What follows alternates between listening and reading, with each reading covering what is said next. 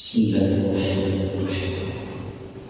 Assalamualaikum warahmatullahi wabarakatuh.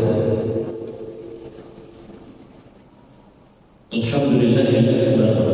Wassalatu wassalamu ala Rasulillah alladzi qad 'allamana kaifa nusalli wa na'budu Allahal akbar. Asyhadu an la ilaha illallah wahdahu la syarika lah wa asyhadu anna Muhammadan abduhu wa rasuluh. Sallallahu alaihi wasallam ala nabiyyi ba'da. Allahumma salli wa sallim ala Muhammadin wa ala alihi wa sahbihi ajma'in. Bapak Ibu jemaah zuhur yang dirahmati dan dimuliakan oleh Allah Subhanahu wa taala. Syukur alhamdulillah kita ucapkan kehadiran Allah. Salawat dan salam semoga tetap tercurah kepada baginda Rasulullah Muhammad sallallahu alaihi wasallam. Allahumma salli ala Muhammad wa ala ali Muhammad. Bapak Ibu, siang ini kita akan coba bahas terkait dengan persiapan kita menyambut hari raya terbesar di dalam ajaran agama kita. Bahwa ternyata hari raya yang paling besar itu bukan Idul Fitri, tapi hari raya terbesar di dalam Islam adalah hari raya Idul Adha. Bahkan karena keagungan dan kemuliaan Idul Adha itu, kita dituntunkan oleh Rasulullah SAW untuk mengagungkan Allah Subhanahu wa taala sampai 4 hari. Berbeda kiranya dengan Idul Fitri. Idul Fitri hanya 1 hari saja. Itu.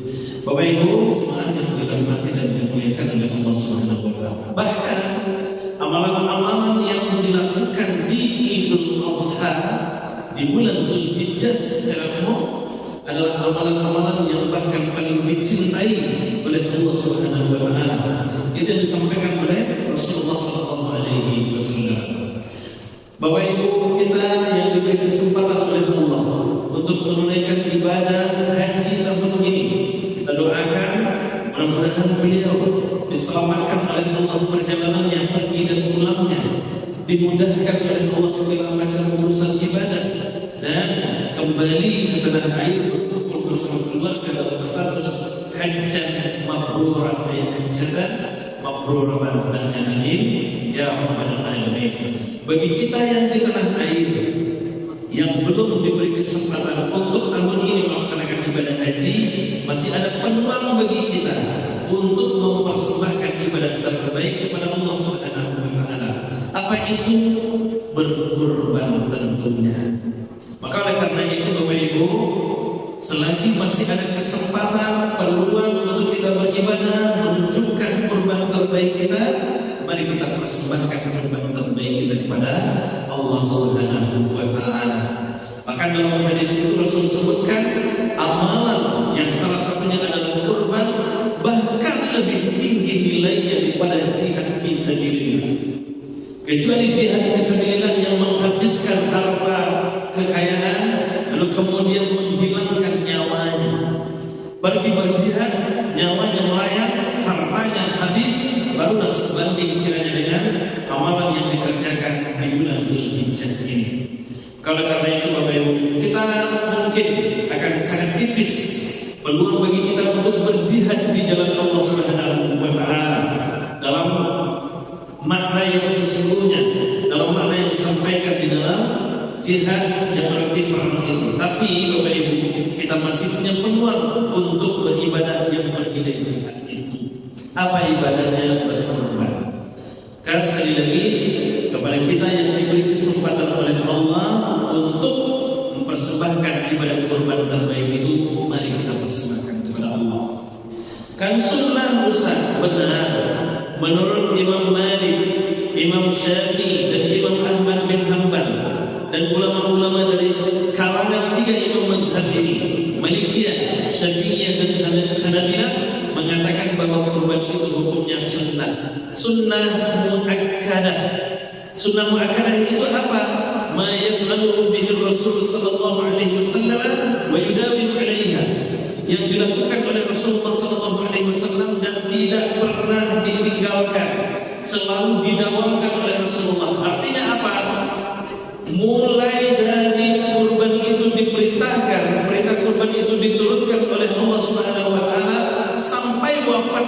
Rasulullah di setiap waktu berkorban beliau selalu berkorban.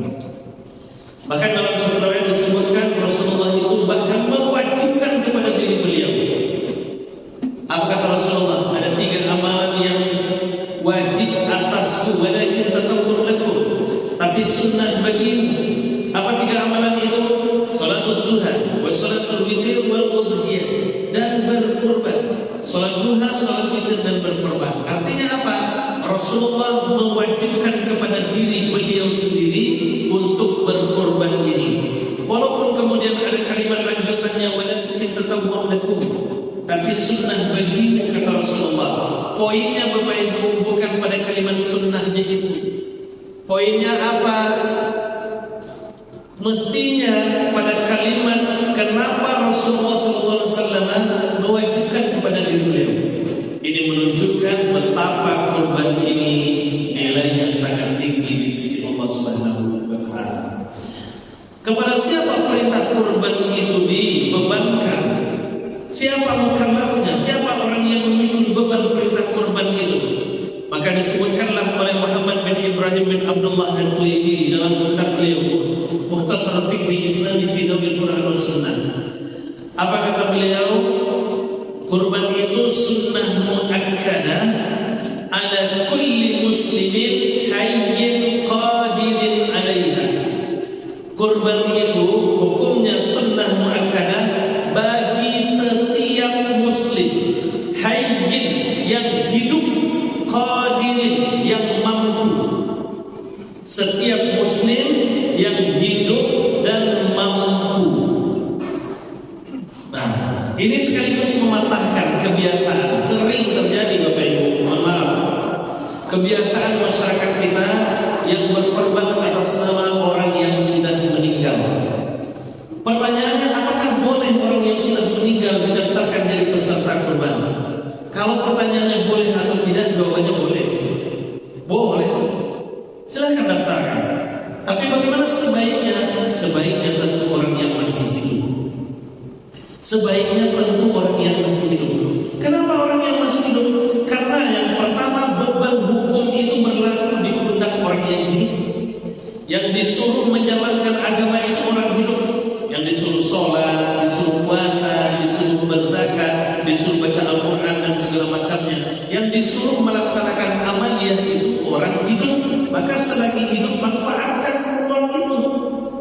Itu yang pertama. Kalau sudah meninggal maka inqata amal.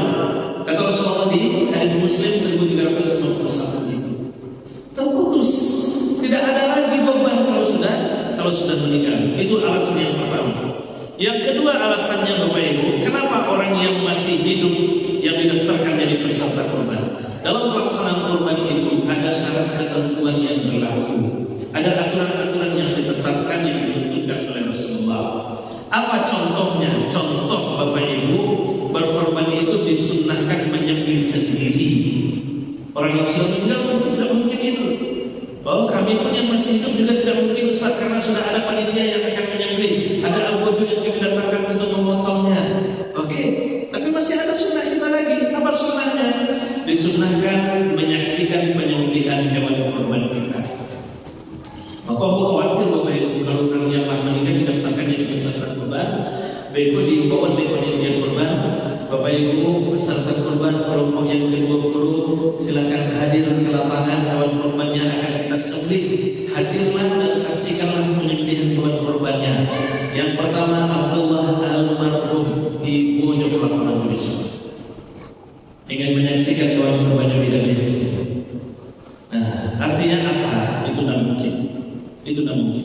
Karena itu tidak mungkin, maka belum mendapatkan sunnah itu tertentu. Itu yang kedua. Yang ketiga terakhir, kenapa orang yang sudah meninggal tidak perlu didaftarkan jadi peserta kurban? Dalam berkurban itu ada isyrak namanya.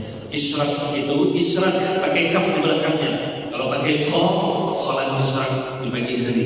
Pakai kaf, berserikat dalam hal berkurban, berserikat dalam kepemilikan kurban dan berserikat dalam pahala kurban. Nah, orang yang sudah meninggal dalam perihal berserikat dalam pahala kurban ini mereka tidak akan mampu. Maksudnya apa? Berkorban itu Bapak Ibu walaupun hanya dengan satu ekor hewan, yang bahkan paling rendah kambing, satu ekor hewan saja pahalanya bisa dibagi kepada banyak orang. Walaupun namanya satu, tapi kuncinya berniat. Ya Allah, terimalah kurbanku dan kurban keluarga, seperti yang dilakukan oleh Rasulullah yang diberikan dalam hadis riwayat Ibnu Majah itu. Dan orang yang sudah meninggal tidak akan mungkin melakukan itu. Maka tertutuplah kemudian peluang keluarga yang lainnya untuk mendapatkan pahala kurban dari kalau sekiranya orang yang meninggal didaftarkan jadi peserta kurban itu. Tapi kalau orang hidup yang didaftarkan jadi peserta kurban lalu kemudian dia berniat, maka siapapun yang masuk dalam lingkar keluarganya, hidup ataupun sudah meninggal, maka dia akan dapat pahala di situ. Makanya Rasulullah tidak pernah berkurban atas nama Ummu Khadijah yang sudah meninggal. Dan begitu seterusnya, berbagi pahala dalam satu hewan kurban. Semakin banyak kurban kita, semakin banyak pahala yang akan kita bagi untuk keluarga kita. Mohon maaf, terima kasih. Allah subhanahu wa ta'ala wa bihamdihi.